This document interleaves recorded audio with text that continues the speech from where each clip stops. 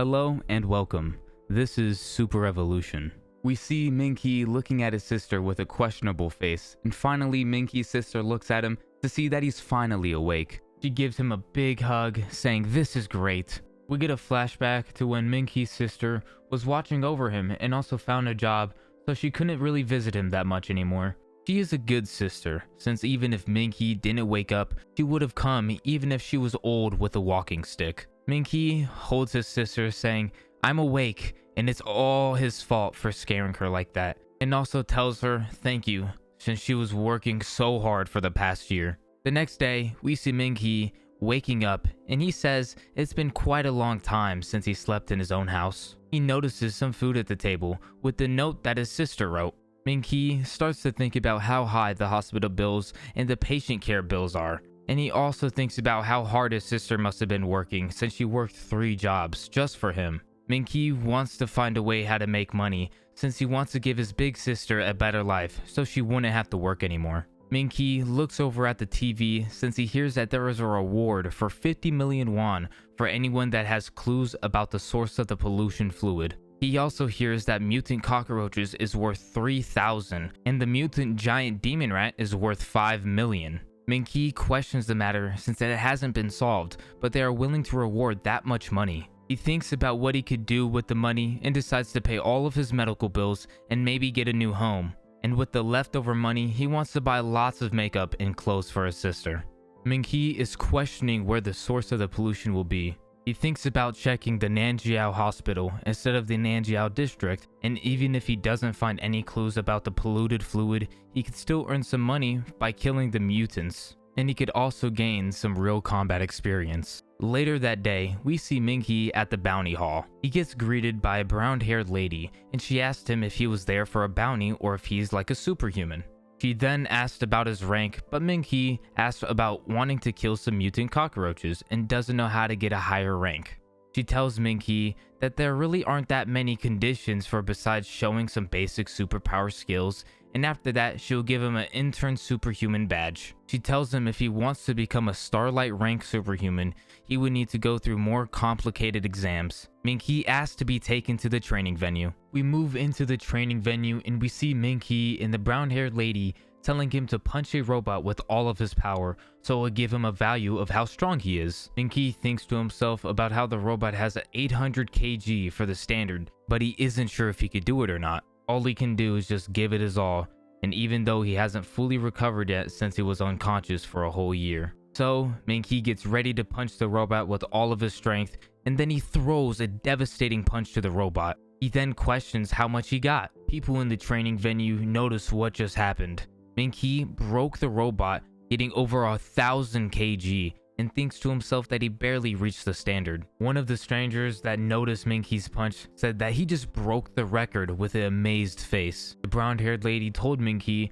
that his score was left behind by the top record and he was the first one to beat that record. We move to the reception hall and the lady is giving Ming He a shopping card with 1,000 won since he broke the record and telling him that if he breaks more records, he can be given more rewards. Ming He asked the lady about the ranks, and then she replied by telling him that there is a Starlight rank, a Moonglow rank, a Sunblaze rank, and the Heavenly Flare rank, but he would have to go somewhere else if he wants to get higher ranks. Ming He takes a look at his card and thinks about how he heard something about reaching the Heavenly Flare rank. He would be able to buy a villa and an expensive car, but he doesn't know if it's true or not. In short, he just needs to focus on getting stronger and impressing everyone. Ming He is now at a place where people recruit members for bounties, and he has never actually seen so many superhumans before. He then gets approached by a brown-haired dude asking if Ming He is alone and if he wants to join the Crimson Eagles. Ming He asks the dude if all the people here were trying to gather group members. The dude ends up saying why else would they be there since they're going to a dangerous place, and if a person wants to go alone they might get eaten by monsters and no one would know that they have died. The dude also said that the officials don't let people below a Sunblaze rank to enter alone anyway. So Ming He said sure, and the guy ends up asking Ming He's rank and shows him his badge. The dude said that Ming He is a Starlight rank, which is a rookie rank, and their group doesn't take rookies. So he gives Ming He some advice and tells him to go train some more. A brown-haired girl notices Ming He and asks his group if that's Ming He from their class. The black-haired guy says, yeah, it really is him. A light blue-haired guy said that a group just shunned him and said that they don't want to carry any rookies. The brown-haired girl calls out Ming He's name, waving to him to come over, which he does. The girl asks when he got discharged and heard that he was in a coma. Ming He says it's been a while, and the guy with the black hair asks Ming He why did he come here. Ming He says it's to hunt mutants and since he needs to earn some cash to pay off his medical bills. Zui Zhuang asks Ming He how is he going to hunt with his weak physique. Lin Yuyu says it's very dangerous inside and shouldn't take the risk since she doesn't recall him having any combat ability. Zhui is making fun of Ming He's luck ability and asking what use is it. Lin tells Zhui to stop acting like that, and as his classmates, they should be helping him. So she asks Ming He if he would like to join their team and they'll protect him. Ming He thinks about how he can't go in by himself anyway, so he might as well join them.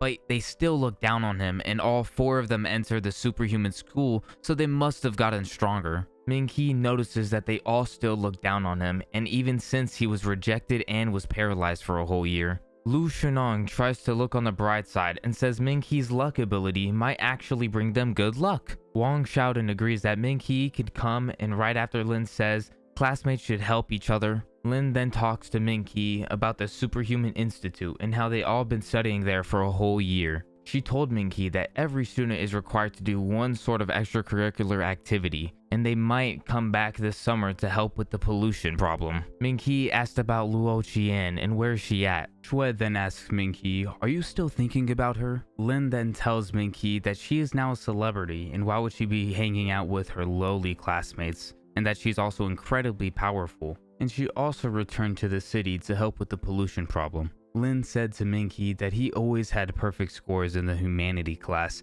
and asked him what does he think that caused the pollution. Shui asks what's the point in perfect scores if you have no combat ability. And then he questions of how Ming He's going to find the source of the pollution.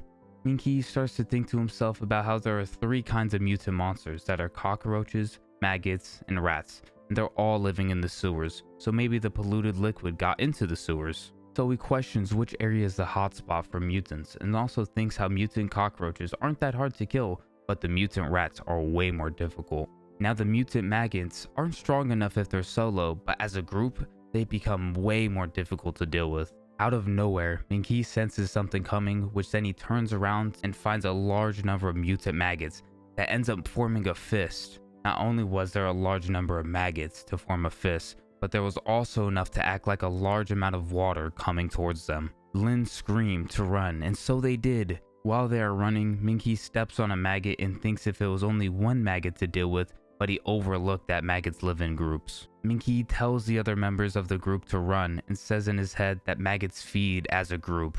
Shui said out loud, what is there to be afraid? And then sees a large amount of maggots and runs to catch up with Ming He. Shui tells the others that there's a building in front of him with reinforced glass doors. Ming He questions where Lin is, and then Wang told him that she thinks she tripped. Ming He asks why didn't she go back to help her while turning around telling them to go and save her. Each one of the members looks with shock when Ming He runs towards Lin. Lin tells Ming He not to come cause he will die, but Ming He doesn't care and still rushes towards her. Ming He then tells Lin that she was the one to say classmates should help each other, while also finding a water hydrant to use. So he breaks the top of it off, causing the water to explode out, and then using his power to channel the water into his fist, and then he starts throwing a punch that causes an explosive wave punch. Ming He knows that he can't kill all of the maggots, but he still tries so they won't have their way. He then asks if Lin's alright while reaching out his hand to help her up. Lin thinks to herself that Ming He is so strong, and if he really is Ming He. With a smirk on Ming He's face, he tells Lin that they are almost there. Lin thinks to herself that it's a pity that Ming He already likes Luo Qian, but also thanks him for not leaving her behind. Both Ming He and Lin get to the building where the other group members were, which shocked the others. Shui said that they were just about to go help save Lin, but Ming He was already a step ahead of them, which we know that they would have just left her to die, which Wang pretty much already did. The others agreed with Shui, saying that they didn't even realize that she tripped. Shui trying to make a joke about missing a perfect opportunity to save a damsel in distress. Wang then asks Ming He if the maggot went back to the sewers, but Ming He is just worried about Lin and tells Wang to tend to her wounds, since the maggots might be corrosive. Lin trying not to make the others worry, saying it's just a small bruise, so she doesn't think it's gonna affect her movement. Ming He expresses to Lin that it's a good thing to hear, then switches his focus on going to inspect the building to prevent any mutant maggots from entering. Wang asks the other boys why didn't they think of that, and they're not even as cautious as Ming He, even though he was rejected from the Superhuman Institute. Ming He takes a look at the layout of the building on a poster that was up, and starts to head in each and every one of the areas. He starts to look at the laboratory and finds the vivariums 1 through 9. At the last one, he finds broken glass with a leak of sand and starts to read something about insects being reported as missing as of last December in 2030, and awaiting investigation. Ming He got scared for a second, but relaxes since it's been over half a year, and thinks if the pollution could also cause these insects that escaped to mutate. He thinks that since the sewers is the only place they are coming from, there won't be any issue, as we see a paper with details about a centipede on the floor. Thank you for watching, and I hope you all enjoyed.